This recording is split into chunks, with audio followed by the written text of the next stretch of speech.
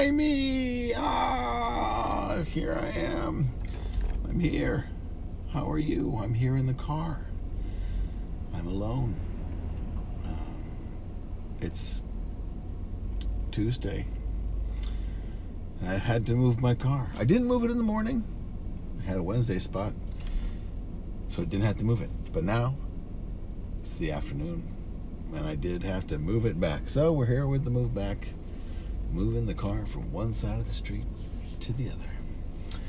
It's like that, and that's the way it is. I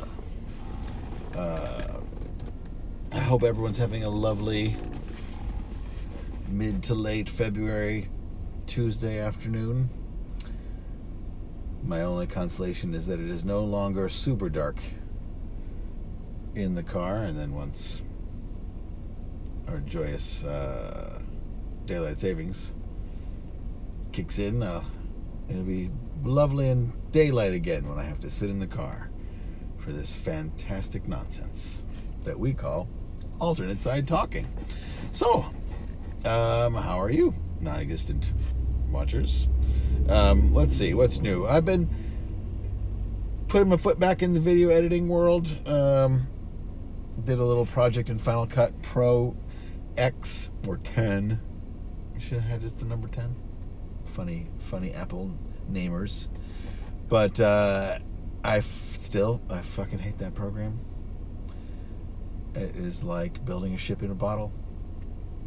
And I really hope the guys who came up with iMovie Pro and then tricked people into calling it Final Cut Pro are ashamed of themselves, because they should be.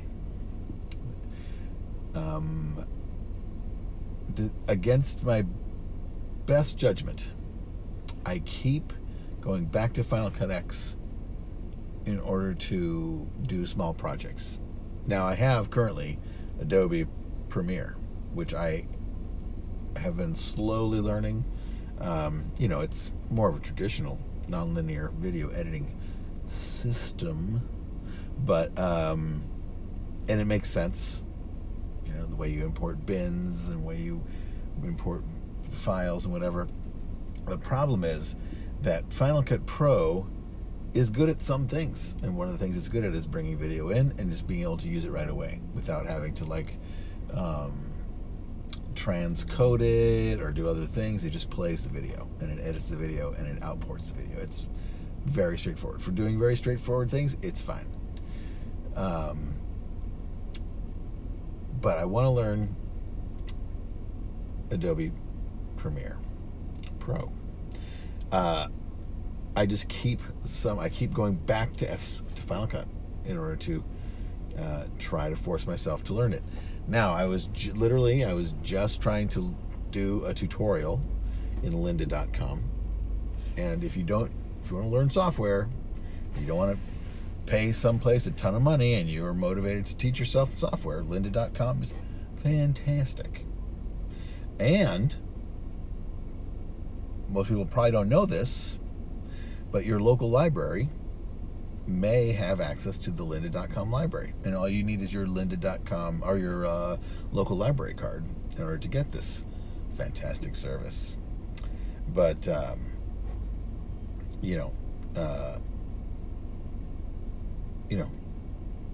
anyway, regardless, whatever I was going to say, I lost my train of thought.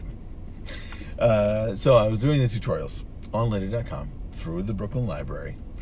And I just found out today that the Los Angeles Library also has free access to lynda.com, and you can just watch your videos and whatnot.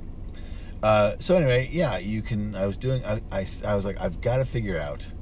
I want to learn how to use Final Cut in a way that doesn't make me go, fuck this program constantly. And so I was trying to watch the video on the organizational system that they installed, which is like a completely non-traditional file management system, and the way you organize the bins, it's asinine, and the fact that you can't, in every other nonlinear editor, if you hit up arrow, it takes you to the beginning of the clip. You hit down arrow, it takes you to the bottom of the clip. When you make your in and outs in Final Cut Pro X, and then you hit up arrow, it sends you to the next clip instead of the clip you're in. I mean, it makes me mad. Anyway, hello viewer, singular. I hope you're enjoying watching me rant about video editing software here in my car.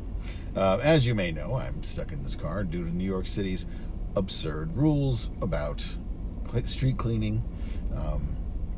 I have to sit in my car, otherwise I would not get a spot, and I have to sit in the car because if I get out of the car, I risk getting a ticket. There, you have it. I really wish I had brought my glasses. Reading is difficult without them.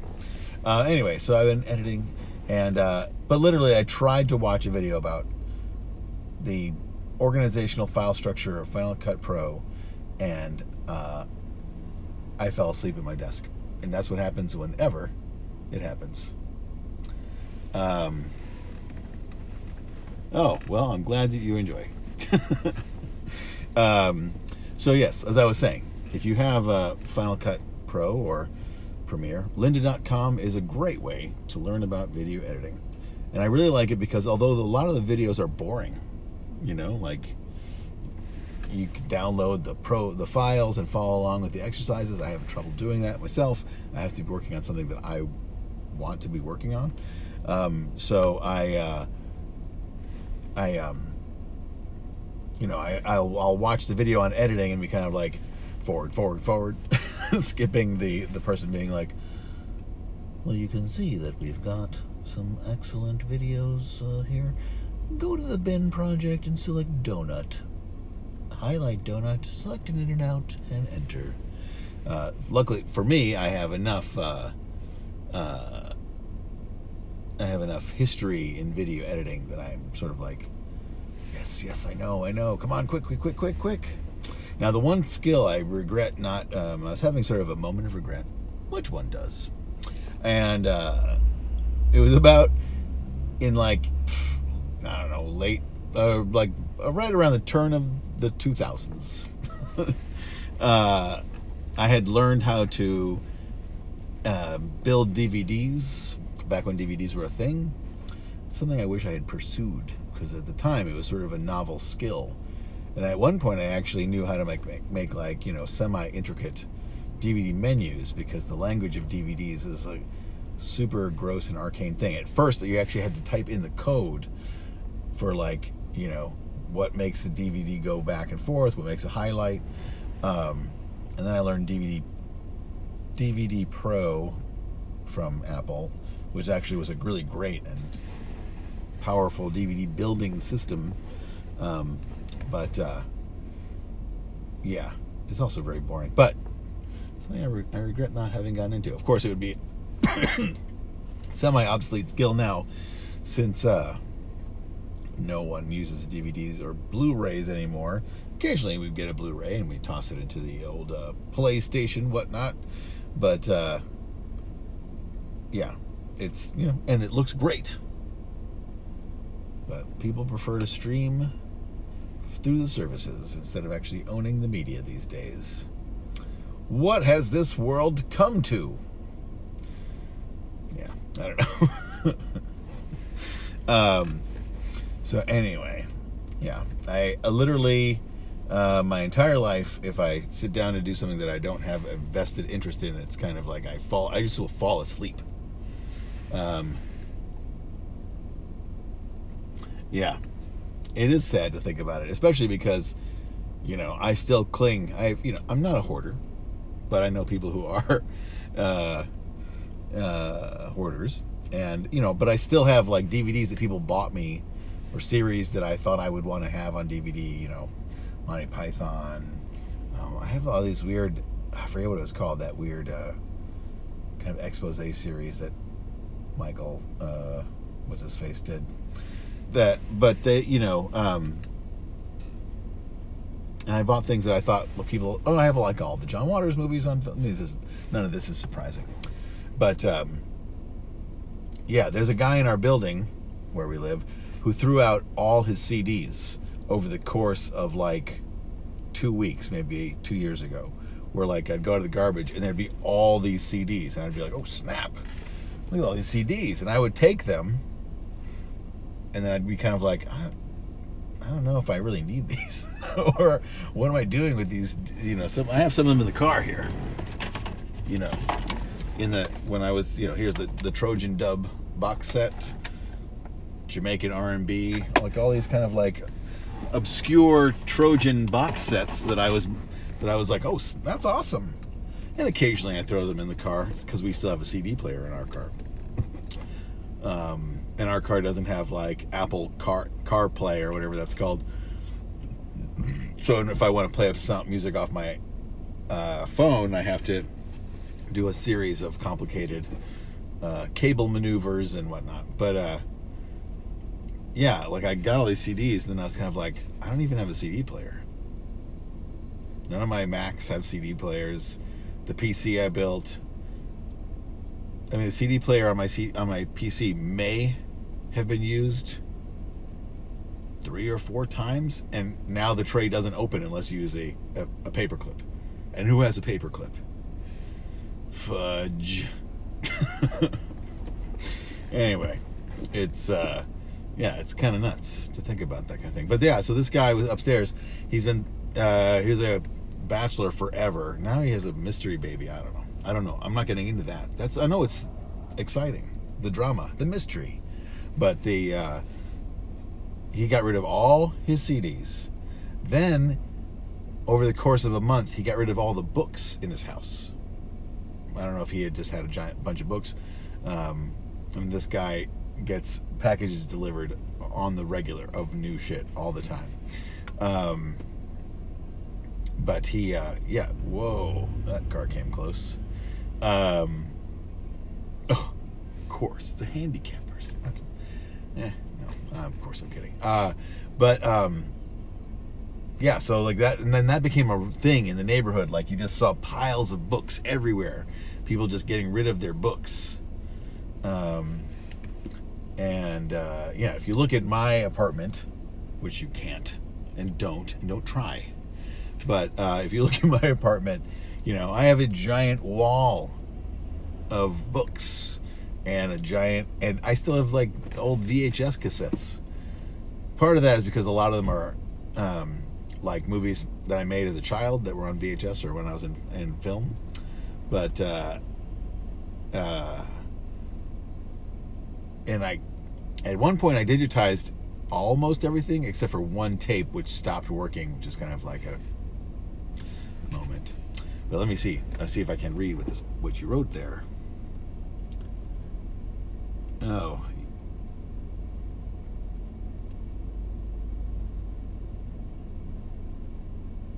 Yeah, I don't know about that. I was reading about your books that you want to get rid of. A lot of libraries don't want your books.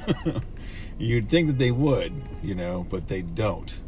Because, you know, they need books that are in a certain condition and they don't have space for all the books themselves. It's kind of a weird thing. And especially so many libraries are moving over to like, you know, digital lending now. What did you write here, sir? So that's not a hoarder, but there are these things I hoarded. Is that? I don't know. I don't know what I'm saying.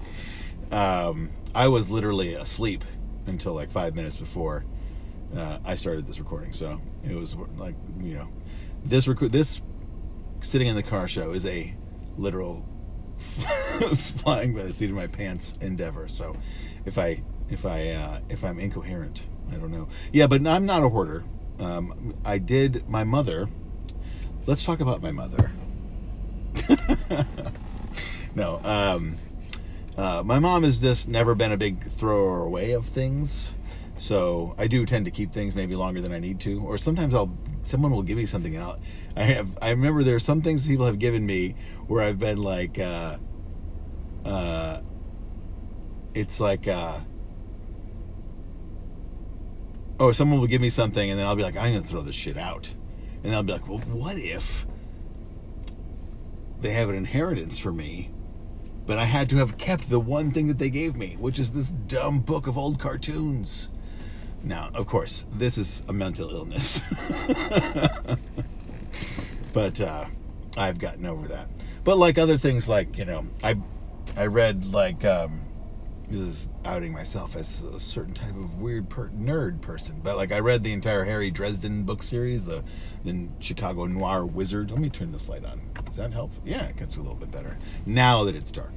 And I have them all, and I keep hoping that my wife or a friend will want to read the whole series. Like I tore through the series, like just buying them and being, oh my god, I loved it.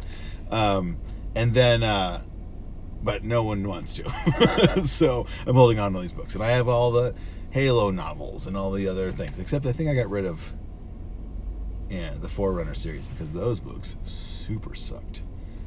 Discussion for another time.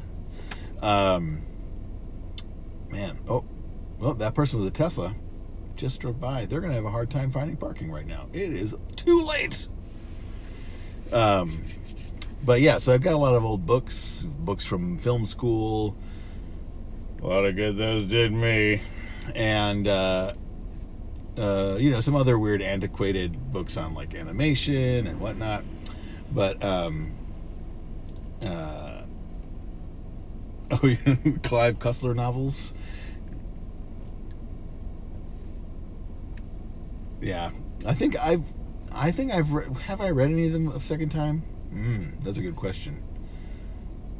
I feel like I've read at least the Halo novels. I've reread the first trilogy because I think they're really well written. If you like that sort of super sci-fi video game nerd nonsense, no nonsense things. Later on, they get a little more hand-wringing about the justification and legality of finding talented children, cloning them, sending the clones with genetic defects back to the families to die so their parents won't miss them, and then making them into super soldiers to quell human rebellions in Outer Rings, and then just happening to be available when the Covenant comes to attack. We're all big into. Oh yes, the Lenny Lipton book. I still have one copy of my Lenny Lipton book.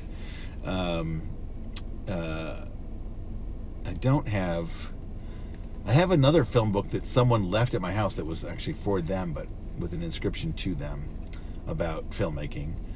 I still have my cinematographer's handbook, which I don't use, of course, haven't used for ages, and is also not really useful anymore because everything is digital. Everyone's the digital underground now. And I also, the other thing is that, you know, it's a weird world where nobody owns a video camera anymore. None of my friends or acquaintances, no one is like, oh, I have a video camera so I can do projects. Everyone just rents or uses their phones as a worst case scenario. Or everyone just rents because it's like you don't have to stay on top of the technology. If there's services that, you know, as long as you have your insurance in order, you can just order a camera package online and it just gets drop mailed to you, and you're like, oh shit, here it is. And then here's the problem: is you need to be a forward planning person, which I am not. So yeah, it is kind of a bummer to think about that these days.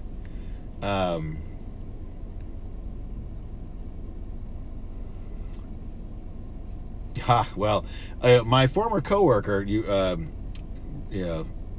my former coworker at Columbia University was a big-time Super 8 filmmaker, and this is like in the last decade. And he would shoot a lot of Super 8 film, and he was always buying Super 8 cameras and whatever. And he insisted that more now than ever people were shooting Super 8 films, but it was something he could not back up with numbers. But he did shoot a lot of Super 8, but everything he was shooting was non-narrative. It was all, his short films were all like, he illegally attached microphones to the bridges around the city to record the sound of the bridges, and then shot film of the bridges and made sort of an installation of sounds of bridges. So like you would go and you would put some headphones on and listen to what it sounds like when you put a microphone on the bridge and just record it for 24 hours. And And it's just basically the sound of tortured metal going like,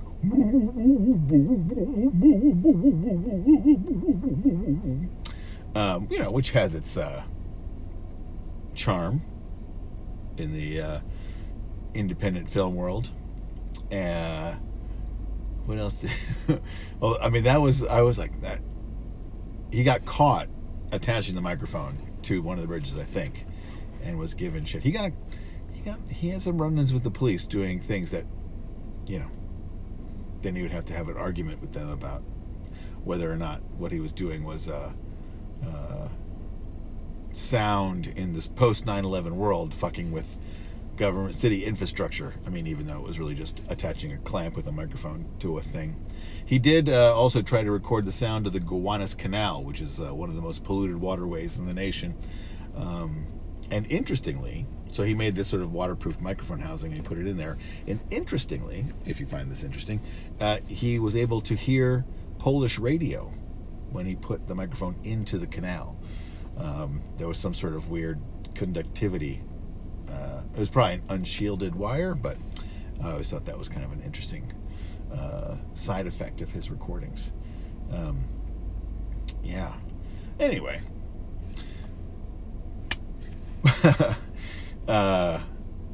Yeah, it's a funny world out there of the filmmakers. But the thing is, if you have the gumption and the wherewithal and the desire to make odd film projects like that, you can do that. And then all you have to do is get it into one goddamn film festival, and then it's like a chain reaction of like going from film festival to film festival to film festival, because people will be like, oh, he won that one, or he got into that film festival, why don't we piggyback it into this one? And you can just travel the country going from place to place, having people be like, I really like your Bridge Sounds movie, or whatever. I remember in film school there was a young gay identifying filmmaker whose name I don't recall, but he just made a bunch of like sort of, well, the film school I went to was very much like this, with sort of like, abstract collages of like, contact printing and double exposures and things like that, of like faces and shapes and movement, and it'd be like with the sound of someone being like, I miss you, or whatever. And he just got into this like gay film circuit and became like the toast of the town. And I mean, I'd be like, holy yawn, this is boring. To me, it wasn't for me, I'll give you that. But yeah, he went on to like, I mean, it gave him opportunities that I was like, wait a minute. Similarly, if I had known a decade ago that if I just made videos that had people getting fake enemas in them and put them on YouTube, I could have been a YouTube millionaire. Like just the stupid cuckold video that I put on, the Cuckold Conundrum, which I put on Vimeo 9 years ago, has 55,000 views, and that's without me doing anything.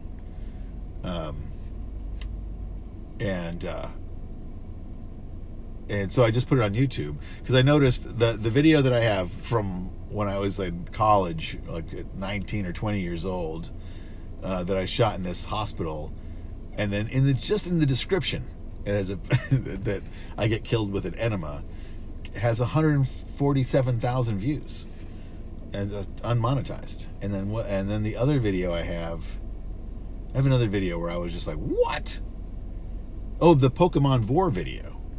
The Pokemon Vor, which is the episode of Lou Reed's, the podcast, where I just grabbed a bunch of images and in Final Cut made this like real long string of maybe I even made it in GarageBand. I don't know anymore. I forget. But yeah, I mean, who would have thought to be like, oh yeah, I should monetize this Vor video of me just reading ridiculous posts from this Pokemon Vor site. And it has 147,000 views. Way more popular than anything that I actually cared about and made. At the height of the Mac Tips videos, where I was making the trolley Mac Tip videos, I got 120,000 views of me just doing a bad Mac review and just trolling Mac fanboys, of which I am one, or was one, till they ruined Final Cut Pro, to bring the loop to a close. All right, that's going to do it for me here in the car. I'm going to go upstairs and deal with my sick wife and my 2 children who are aggravated because they have the whole week off and I'm trapped with them. Good night. Thank you for watching. I'm going to be recording a new episode of Lou Reads tonight, so look for that in your podcast feed if you do. And I hope you like armpits. We'll see you later. Bye-bye. And broadcast. Yes, Twitch.